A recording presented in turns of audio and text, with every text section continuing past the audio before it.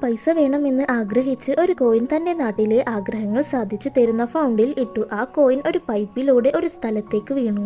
ആഗ്രഹങ്ങൾ സാധിച്ചു കൊടുക്കുന്ന പോപ്പ് അയാൾക്ക് പൈസ അയച്ചു കൊടുത്തു.